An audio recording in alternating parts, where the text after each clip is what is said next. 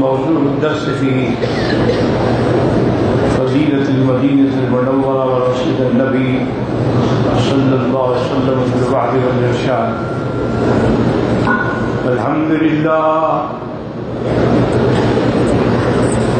الحمد لله وكفى والصلاة والسلام على خاتم الأنبياء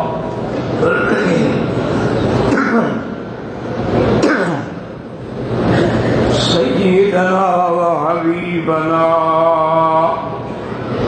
وشفيعنا محمد المصطفى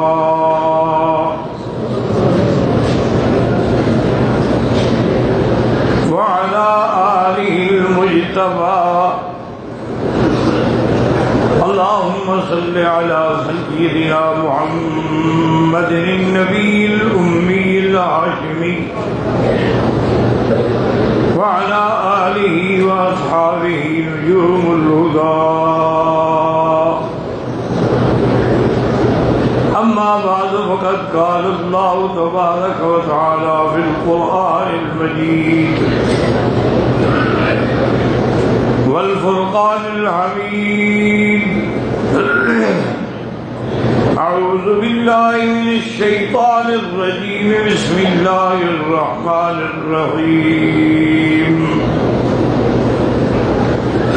يا أيها الذين آمنوا لا ترفعوا أصواتكم فوق صوت النبي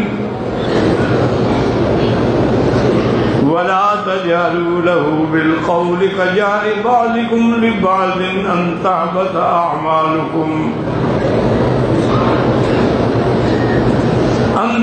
أعمالكم وأنتم لا تشعرون. قال النبي صلى الله عليه وسلم: إن الإيمان لا يعرض إلى المدينة كما تعرض الحية إلى جحرها، أو كما قال رسول الله صلى الله عليه وسلم. صدق الله العلي العظيم وصدق رسوله النبي الكريم.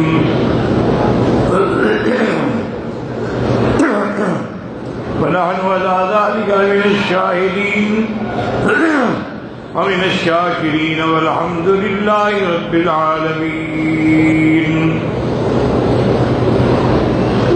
رب اشرح لي صدري ويسر لي أمري واحلل عقدة من لساني يفقهوا قولي. رب زدني علما. سبحانك لا علم لنا إلا ما علمتنا إنك أنت العليم الحكيم. برادران اسلام، واجب الاحترام بزرگوں، دوستوں، بھائیوں، عزیز نوجوانوں، اللہ تبارک و تعالیٰ کے کلام مقدس و مبارک میں سے چند آیات مبارکہ اور آقا انعامدار حبیب کبریا سیدنا محمد مصطفیٰ صلی اللہ علیہ وعلی آلہ واصحابہ وسلم تسلیما کثیرا کثیرا کے فرامین مبارک میں سے ایک حدیث تلاوت کی ہے.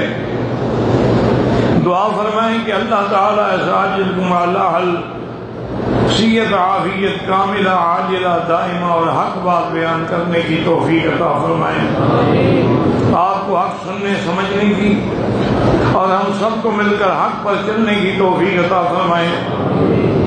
پروردگار عالم اپنی رحمت سے تمام آنے والوں کی حاضری، حج، عبادات، زیارات، صدقات، خیرات منظور و مقبول فرمائیں، اور تمام عالم اسلام کی اور ہم سب کی ظاہری، باطنی، روحانی، جسمانی بیماریاں اور پریشانیاں دور فرمائیں.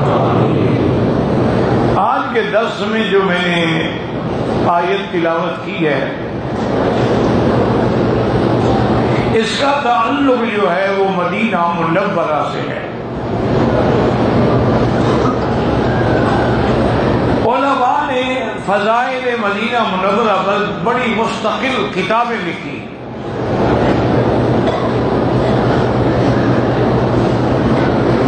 اور میں نے پہلے بھی شاید عرض کیا تھا کہ اگر آپ مکہ میں ہیں الحمدللہ اور تصور کر کے ذرا دیکھیں تو جہاں جہاں بھی آپ کی نظر پڑے گی تو حضرت ابراہیم خلیل اللہ کی یاد تازہ ہو۔ آپ کعبے پہ نظر ڈالیں تو بناء ابراہیم ہے، حتیم میں نظر ڈالیں تو مصلی اسماعیل ہے، مقام ابراہیم پہ نظر ڈالیں تو حجر اسماعیل حضرت ابراہیم ہے جس میں کھڑے ہو کے تعمیر فرمائی، زمزم پہ نظر ڈالیں تو حضرت اسماعیل کے پاؤں ہیں، اور صفا مروہ پہ نظر ڈالیں تو اسماعیل کی پریشانی ہے اور دوڑ ہے، مینا میں نظر ڈالیں تو کنکریاں جہاں مارتے ہیں اسی جگہ شیطان نے ابراہیم کو روکا تھا،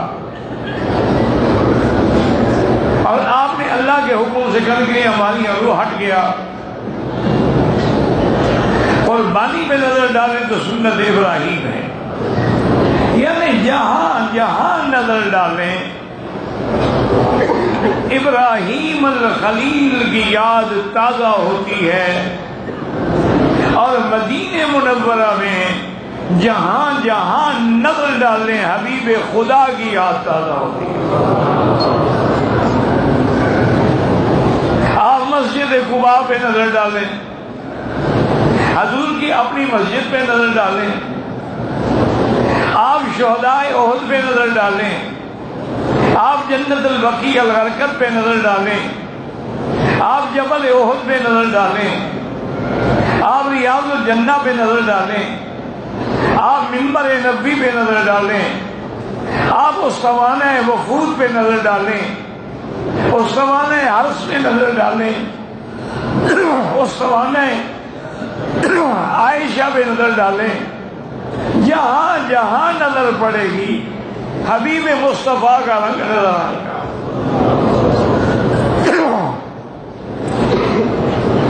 اسی لیے یاد رکھیں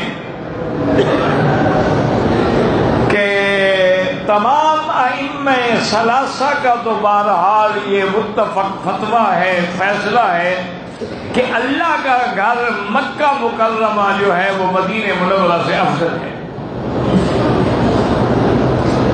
اس کی وجہ یہ ہے کہ یہاں ایک نماز کا 1 لاکھ ہے، اور مدینہ منورہ میں ایک نماز کا 1000 ہے۔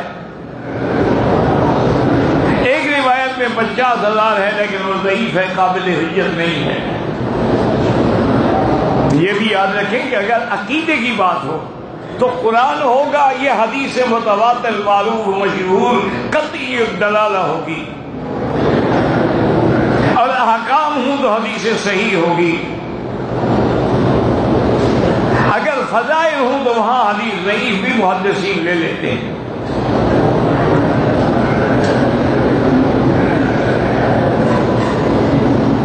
تو بہرحال 3 امام تو کہتے ہیں کہ اللہ کا کعبہ حرم مکہ جو ہے وہ افضل ہے، لیکن امام مالک امام دار الہجرہ یہ بڑے شان والے امام ہیں۔ امام دار الہجرہ امام مدینہ فرماتے ہیں کہ نہیں، مدینہ افضل ہے۔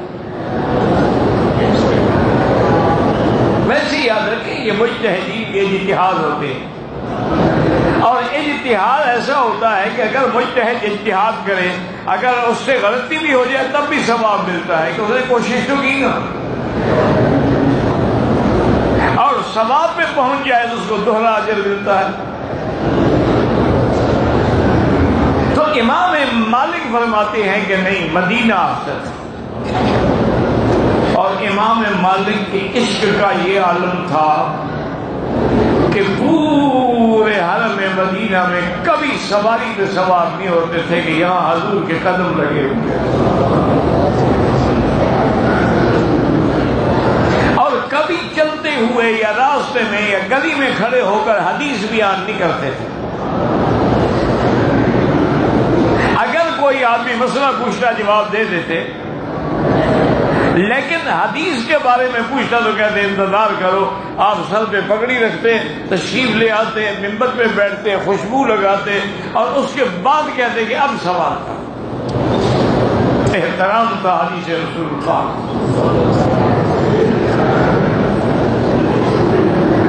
ہم تو زبانی کلامی عاشق ہیں نا۔ ایک دفعہ آپ درس دے رہے ہیں، آپ کے چہرے کا رنگ بدل جاتا تھا، پھر بدل گیا، پھر حتیٰ کہ 7 دفعہ چہرے پہ تغیر آیا، لیکن آپ درس دیتے رہے۔ جب درس ختم ہوا تو فرمایا بھی کپڑا اٹھا کے دیکھو، تو دیکھا تو ایک بچھو جو ہے وہ 7 جگہ پہ ڈنگ مار چکا تھا۔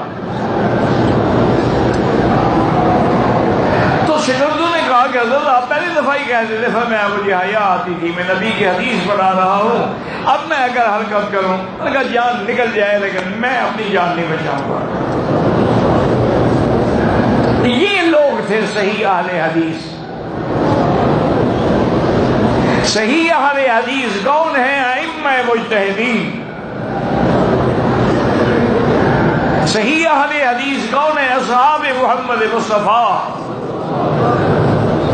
صرف نام سے کچھ نہیں ہوتا۔ اسی لیے کسی شاعر نے کہا نا کہ بے عشق محمد جو محدث ہیں جہاں میں آتا ہے بخار، ان کو بخاری نہیں آتی۔ جب دل میں عشق نہ ہو تو اس کی بات کیسے سمجھ آئے گی؟ درود پڑھنے سے ان کو تکلیف ہوتی ہو تو حدیث کیسے سمجھیں گے؟ جس کا کلام ہے جب اس کے ساتھ عشق نہ ہو، دیکھو نا آدمی کو اگر عشق ہو نا تو محبوب کا اشارہ بھی سمجھ لیتا ہے، اس کی آنکھ کا اٹھنا جھکنا بھی سمجھ لیتا ہے۔